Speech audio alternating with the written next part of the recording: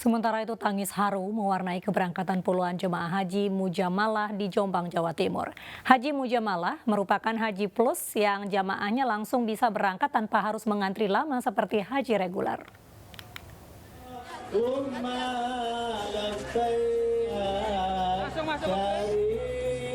Tangis haru para jemaah dan keluarganya pun tak terbendung saat 38 jemaah calon haji akan berangkat ke Tanah Suci untuk mengikuti rangkaian ibadah haji. Berbeda dengan haji reguler, dalam jemaah haji Mujamalah tidak harus melalui antrean panjang seperti haji reguler. Mereka telah mendaftar sejak akhir bulan April lalu dan langsung bisa berangkat hari ini dengan biaya 300 juta rupiah per orangnya. Begitu daftar sehabis Idul Fitri kemarin, kita selesaikan administrasinya, perlengkapannya. Alhamdulillah bisa Mujamalah ini visanya ada, visanya aja, tidak sembarang visa. Dijadwalkan para jemaah haji Mujamalah ini akan menjalankan rangkaian ibadah haji dan umroh hingga pulang ke tanah air pada 26 Juli mendatang. Dari Jombang, Jawa Timur, Muhtar Bagus, iNews melaporkan.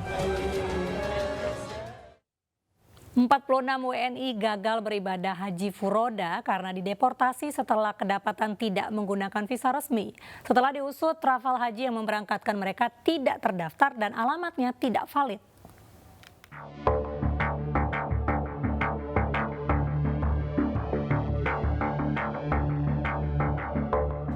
Sebanyak 46 jemaah haji Indonesia dideportasi Kerajaan Arab Saudi lantaran berangkat tidak melalui jalur reguler maupun penyelenggara ibadah haji khusus. Mereka berangkat dengan menggunakan visa tidak resmi melalui jasa PT Al-Fatih Indonesia Travel. Travel ini diketahui tidak terdaftar di Kementerian Agama dan alamatnya tidak valid. PT Al-Fatih Indonesia Travel tercatat berada di Jalan Panorama 1 nomor 37 Lembang, Bandung Barat. Namun saat didatangi, ternyata tempat itu adalah sebuah penginapan. Pengurus RT setempat mengaku merasa dirugikan dengan pencatutan alamat ini, lantaran akan merugikan pihak penginapan.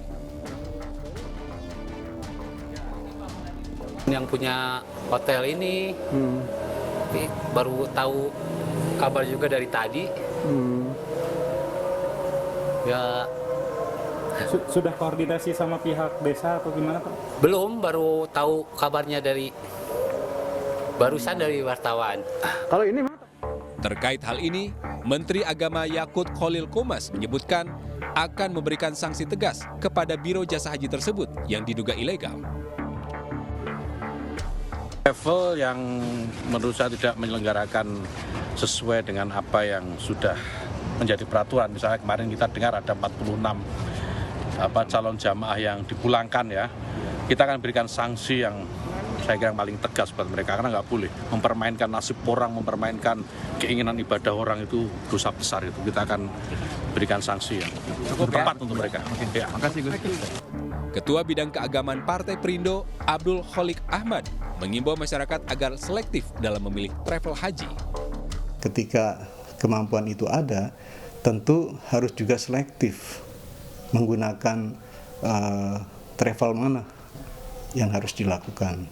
Jadi kalau misalnya travel itu tidak resmi, kemudian travel itu tidak punya hubungan dan komunikasi yang baik dengan Kementerian Agama, maka sebaiknya dihindari.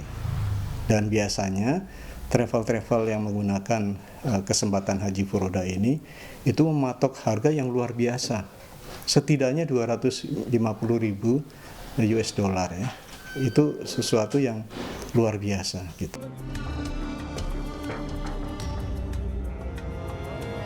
Berdasarkan informasi, calon jemaah haji yang dideportasi ini sudah membayar hingga 300 juta rupiah agar bisa berangkat haji dengan memanfaatkan visa furoda Singapura dan Malaysia. PT Al-Fatih Indonesia Travel mengaku sudah melakukan praktik ini sejak tahun 2014 dan sempat tersandung kasus karena jemaah tertahan di Filipina saat kepulangan pada 2015 silam. Tim Liputan iNews melaporkan.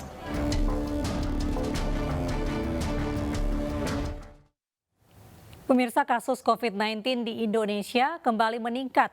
Pemerintah berencana akan memberlakukan vaksin booster sebagai syarat perjalanan.